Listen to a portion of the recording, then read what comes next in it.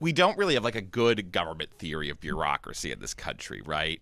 There's a case dealing with basically the question, can Congress create offices the president can't remove people from? And the answer historically has been, well, yes, because Congress is ultimately sovereign, not the president. If you game it out, if you have a sufficiently large majority in Congress, you can do whatever you want. Yes. Like, if Congress decides, and as a legislative body, it's very difficult for them to decide on things, but if there's a real crisis, Congress can solve it for just about any crisis it needs to solve for. But we don't really have a way of talking about the bureaucracy. Like, it's just the executive, and the Supreme Court is presently saying that executive power shall be vested in a president, the vesting clause, right? Yeah, and since there's only reference to this single guy as the administrative body, this is a bit of a problem for if that individual person does run amok. And we have a bureaucracy in this country, but the founders didn't really envision having a bureaucracy with like a place in the constitutional order as one of the checks and balances. An unsurprising oversight, but still an oversight. And it's interesting, by comparison, China, roughly at the time of unification, I think they had more people, like a lot more people than we had at the time of independence. We looked this up, and I forget the figure. Yeah. But they just had a lot more people, and so develop the government of paper pushers quicker. Yeah, China has had a larger population than almost any other place on Earth for a very, very long time. It is comparable to a united Europe or the Indian subcontinent, but has a history of being more united than either of those two. And so China is actually the best long ago historical example of having a large bureaucracy that handles broad administrative authority. Yeah, so Confucius in Lu, he was relatively minor official, but served as a minister of justice for a few years. He's mostly remembered as a teacher because he was not, from what I forget the exact story, but he was not an effective politician. Mm-hmm. He did his job reasonably well and then run amok of court politics. But they, the Chinese philosophers write extensively about what is the job of ministers, the people in the bureaucracy. Yes. And so there's this great bit. Xunzi has this book written by Xun Kuang, a philosopher of the Warring States period, circa, let's say, 260 BCE, give or take. Mm-hmm. I forget his exact dates. But somewhere in there. Yeah. But he's about the time of this map here, yeah. Which the year may not be in frame, but 260 BCE, but roughly 250 years after Confucius. Yeah. Yes. So he's another several generations down from Confucius. He is commenting on Confucius. Yeah, and on he has in his book, there's a lot of different chapters. There's the way to be a lord, attracting men of worth, the true king and the hegemon, enriching the state. There's a chapter just on Confucius, but there's this very fun chapter, the way to be a minister, and he describes various different kinds of ministers. To follow orders and thereby benefit one's lord is called being properly compliant. To follow orders but not thereby benefit one's lord is called flattering. To go against orders, yet thereby benefit one's lord, is called being loyal.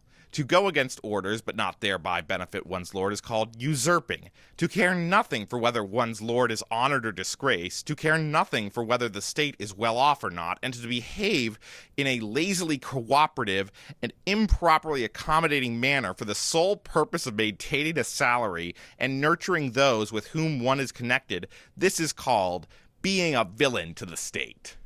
And there are several things I love about this, Xunzi, other Confucian philosophers, but he especially loved to redefine words. The definition he gives for flattering is not really what one would think of as flattering. I mean, it works, yeah, but you're following orders even though you know they're bad. Yes. This is not good for the state. The ideal minister is not flattering. Thank you for your leadership and thank you for everything you're doing. I want to thank you for standing up to the Chinese Communist Party. I want to thank you as well for the shipbuilding. Your vision is a turning point and an inflection point in American history. Your leadership at the border is absolutely remarkable. What you're doing now, I think, is a great service to our country, but ultimately to the world. You were overwhelmingly elected by the biggest majority. He continues his definition for good ministers.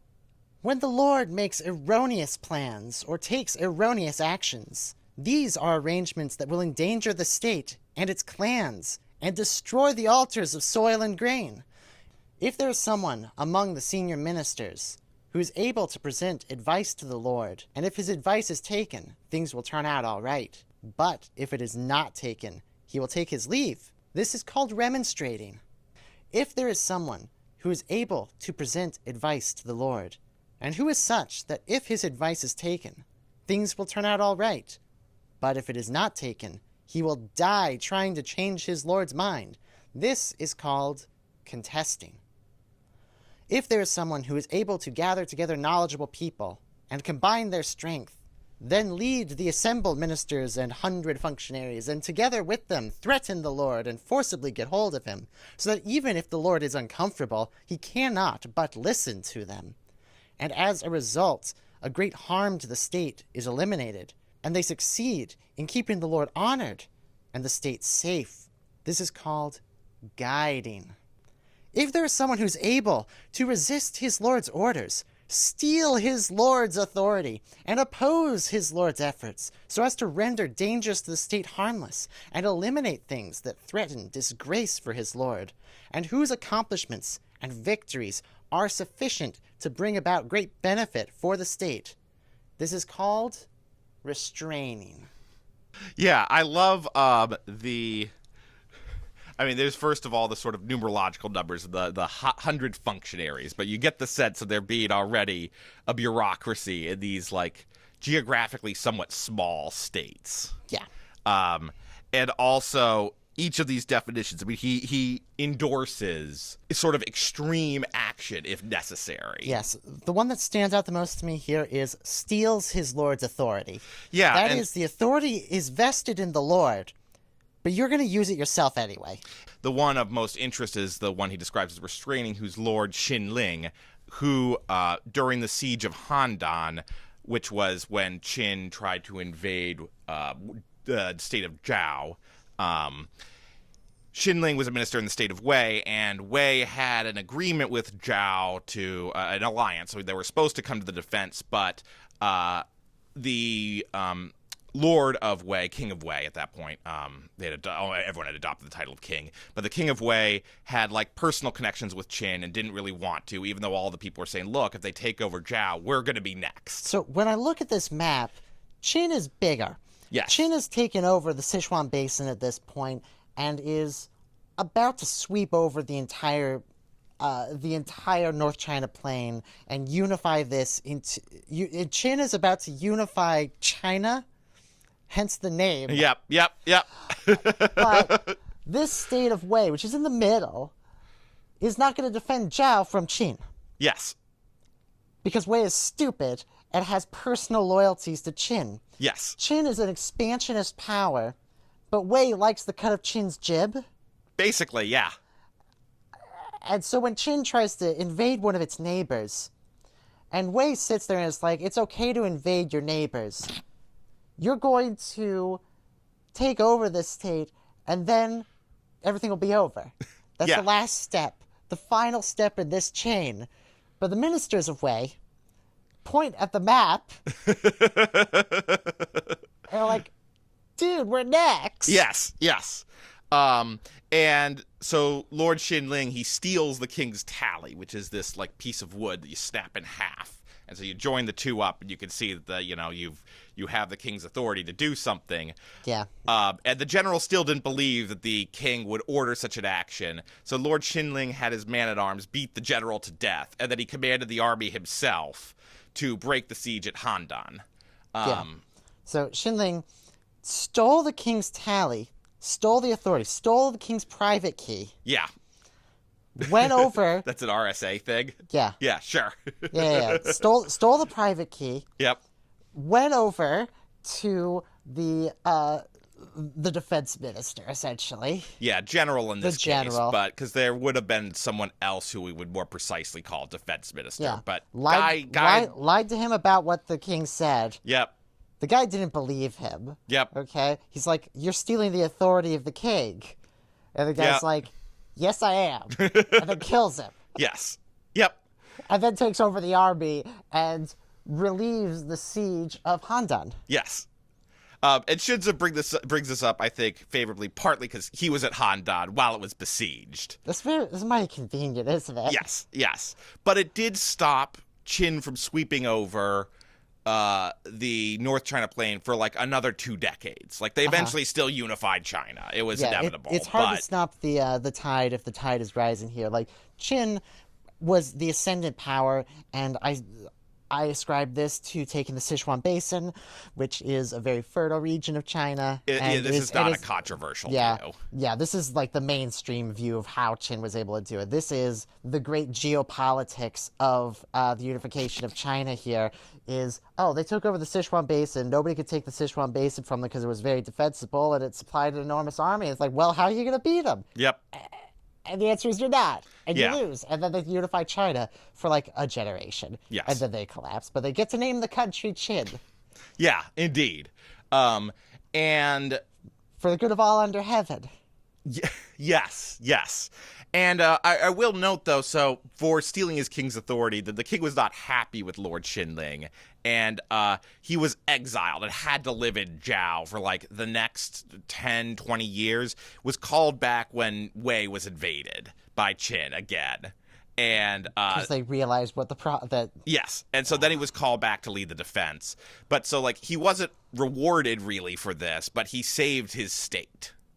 yeah, at least for a little while. Yeah. Now, unfortunately, you can't save your country forever because history marches on. However, in the present day, you can extend things for a generation. The lawyer who was initially arguing for the government in the Kilmar Abrego Garcia case, he got removed. He got removed because he did what he was ethically obligated to do for the court, which is not lie to the court and say Abrego Garcia was removed as an administrative error.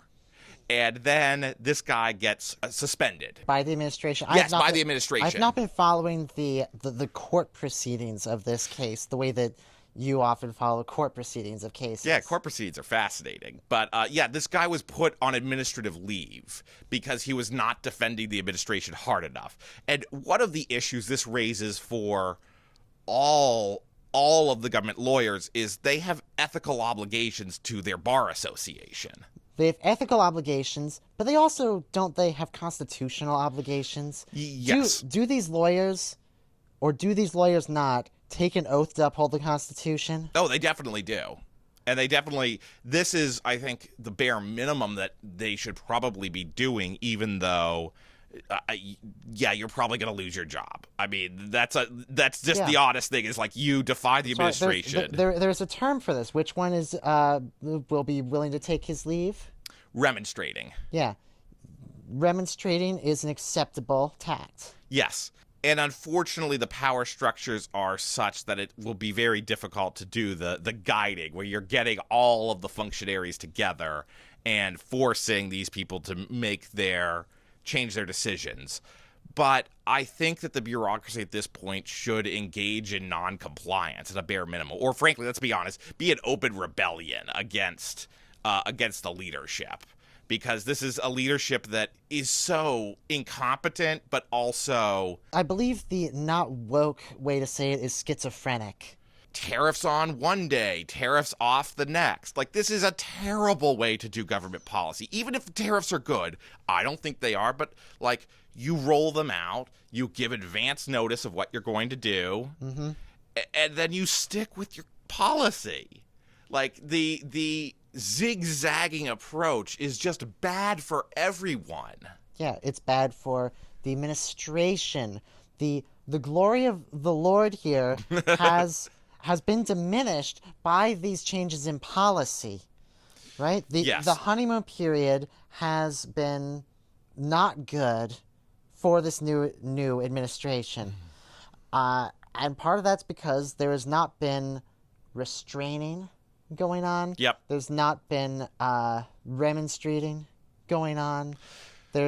And so when Trump won the first term, the New York Times published an anonymous op-ed. They were criticized for allowing it to be anonymous, but by an administration official who talked about things that the staff were doing to control the president, like causing things to get lost and stuff. Stealing shit off his desk. Yeah, and this is, I think, the correct approach. And people criticized him for, well, you have to obey the president for upholding the Constitution. But, like, the president right now is saying, I think it would be okay to deport American citizens.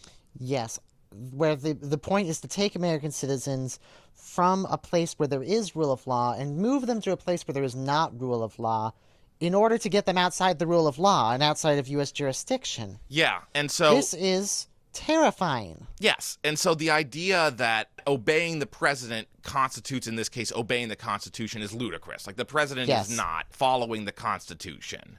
Mm-hmm. And so if you've vowed to uphold the Constitution, then I think what they ought to do is defy orders. I think the moral imperative in this case is to defy orders. One wonders, with all this Doge stuff, like, would it be possible for people to just like, oh, whoops, I deleted your account by mistake. Oh, whoops, I deleted blank by mistake. It would probably be possible to get away with things like that. And I wonder also why, like, the other thing the bureaucracy could and probably should be doing right now is leak everything. Everything needs to be out in the open, because if things are behind closed doors for this administration, then we're going to see more policies rolled out without any sort of thought put into them. And that's the other thing, is it's amazing to me that the administration not only doesn't value the bureaucrats. Okay, every politician Of course they don't value the bureaucrats. Yes. Everyone hates the bureaucrats. Which is unfortunate, I think. But yes, that almost goes without saying. But they don't value the work they do, which usually, even if people hate the government, they want the government to do things. This administration seems to hate the idea of the government doing things. Or, excuse me, hate most of what the government does. Look, I don't take a position that the government is the solution to a lot of problems, though they're solution to many of them. Yeah, and so you look at the broad range of agencies, like why was USAID axed in its entirety? This is like the best bang for buck foreign policy tool that we had available to us. I am so annoyed that foreign aid is the thing that gets cut. Yes. This is stupid. Yeah, it's a negligible part of the government, and yet it's the best soft power we have available to us. Yeah, the administration, the leadership doesn't value the people working for them. It doesn't value their work. I'm not even sure exactly what they value in the country. I think that it is quite clear the kind of America they want, which is the American empire.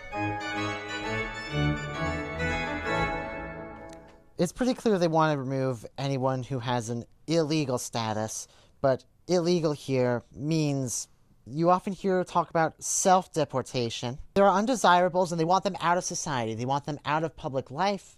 They want them gone from the American experience. Wouldn't life be so much better if we didn't have so many of those kind of people out and about in day-to-day life? Going off that, the anti-DEI initiative, right? They scrubbed a whole bunch of Medal of Honor recipients, right, from military pages. Yeah. So, it's significant because it seems like when they did that, they hit everyone who is black.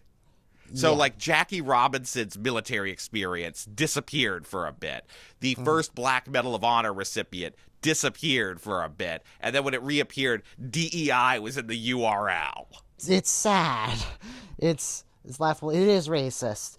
And so, that's why I think these people don't seem to like America, or the vision of America they like is not the country we actually have. Because, sorry, Black people have been here since before there was an America. Yeah. You're going to try and scrub all the black people out of American history unless someone objects? Like, you just don't like America. It is anti-America. Yes. The current administration is anti-America. Yeah, I will say that. And so I think that, like, judges, for instance, I saw this, on Lawfare, should no longer grant the administration the presumption of regularity. That is, you are coming before this court, you are the government, we're assuming that you are reasonable and your action is lawful. I don't think they should be granted. The judiciary is moving actually with remarkable speed. Still slowly because, it's a deliberative body, but saying you have 2 weeks to show me that you're not in contempt or for there to be depositions, and then, I'll have a contempt trial. That's fast. Saying 1 week you need to purge your contempt or I'm going to start holding people in contempt. Really fast. But so far as courts go, anyway. Yes, for courts, it is still too slow for how quick the administration can act. And so I think then it's incumbent upon the people in the executive branch, that is, all the administrators, to slow things down. Work to rule, right? If someone orders you to do something, or if it's in your government contract, you do it as slowly as can be still considered like obeying orders in a timely manner. But if it's not ordered, you're not volunteering. And if you get unconstitutional orders, you didn't get them. Sorry. Oh, I didn't see that email. The thing is about all the work to rule and just slow things down stuff is the administration has started promoting people who are most willing to comply with these generally unlawful orders. Yes. And that's bad. I mean, the best then that these subordinates could do is the things I'm suggesting. Like, you cannot get yourself promoted, right? Yeah. And one thing that, like, the Justice Department lawyers could do is more of, you're just honest to the court, which is, I don't know why this thing is happening. This seems like an error because this builds a legal record. Like, this is one of the problems the administration is having is their lawyers have admitted in court that they deported this guy in error. Yeah, this was the position of the administration, but also, it's amazing, Alex. They did it by accident, but he was also a gang member. Yeah. Both of these things at once. That they're deporting people at random, accidentally, and they're still gang members. And I think having done that, it will be harder for them as the proceedings progress to actually claim this. And, like, again, proceedings take a while. So the court's moving in a matter of weeks is them moving fast. Having a legal record of, oh, we didn't mean to do this, makes it hard to then go back and say, yes, we did, even though you are telling the public, this guy's awful, this guy's awful. The court is still going to look back and say, but you said you did this by accident. There are going to end up being more and more cases where the government has generally deported somebody, generally to El Salvador. It seems like they're defaulting to this one, not to Guantanamo Bay, which a couple weeks ago it seemed like they were going to default to Guantanamo Bay. Guantanamo Bay is still U.S.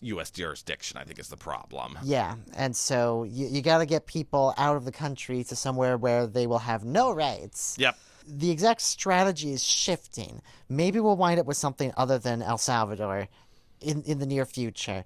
But you've got Abreu Garcia's one.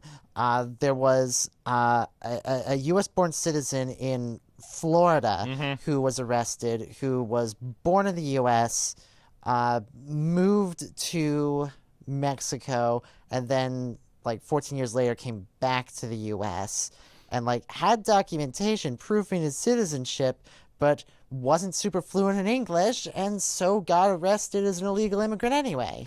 And that's a case where, okay, that's not federal jurisdiction, that's under Florida state law, but I don't understand why the judge returned him to custody. He was eventually released, but he showed up in court and had a valid birth certificate. The judge looks at it and says, yeah, okay, this is valid, but he still got returned to custody. Yeah, I don't understand what the thinking is there. The judge should have just been free this person. Yeah. And so I think this is where we have a division of powers in this country, and the judiciary is stepping up, but also the administration, the bureaucracy rather, should also be stepping up and making it difficult for this shit to happen. Yeah.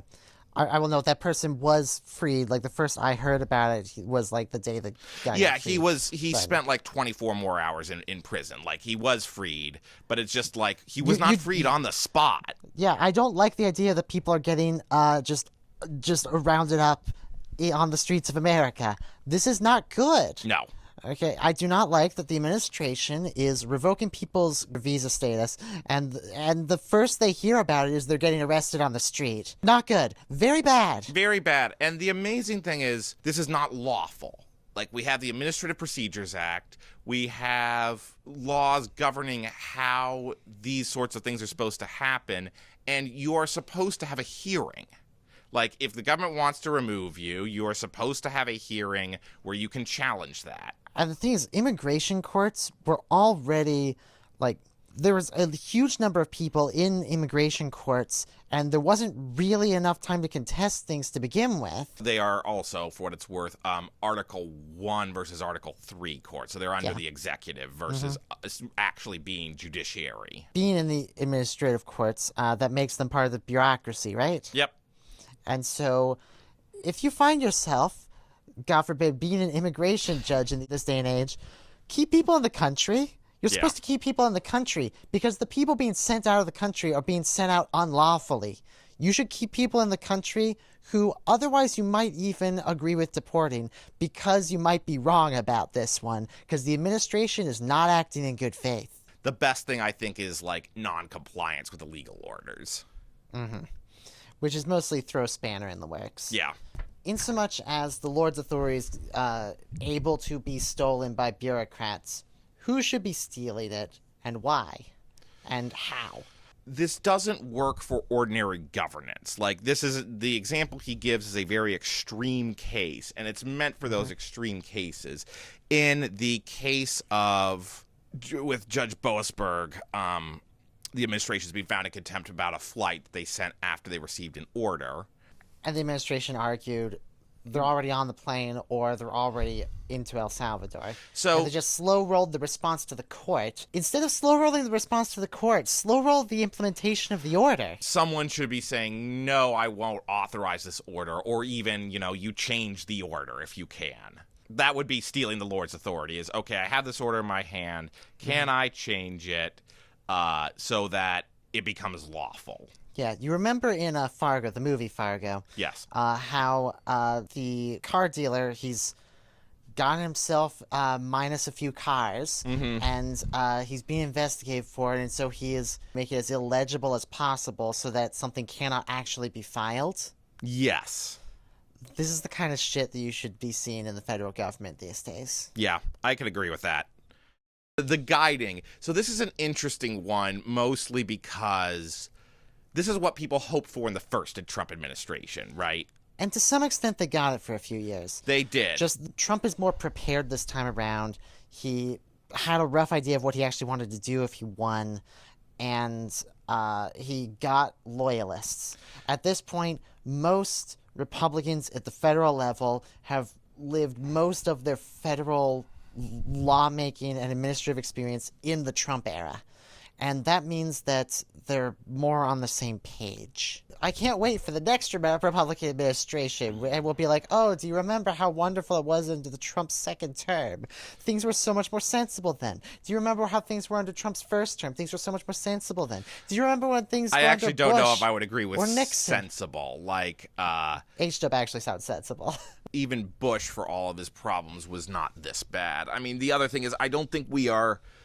God knows who would be the Republicans would nominate. Even though this administration is horrible, the way it is making policy is making everything worse. Because not only is it, bad, evil policy, it also is creating, probably very deliberately, massive uncertainty. Yeah. And so you create a climate of fear before you even do anything. Yeah. And so much of it is the climate of fear.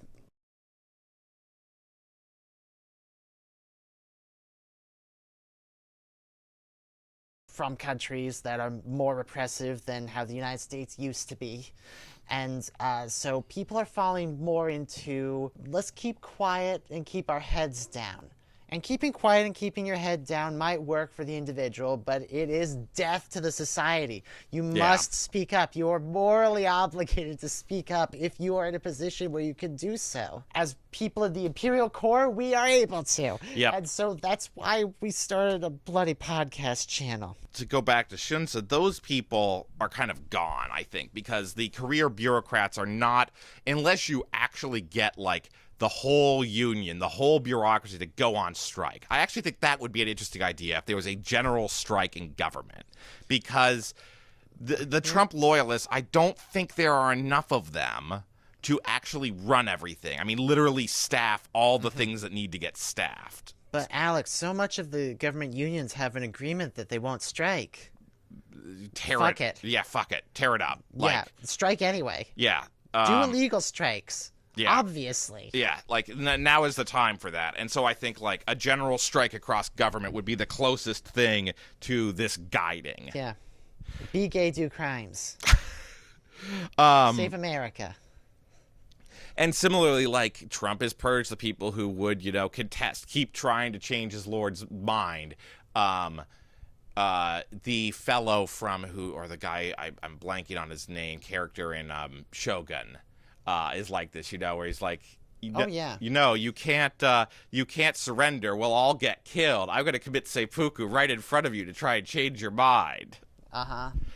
And then the Lord lets him do it. Yep. Willing to lose his post, and so...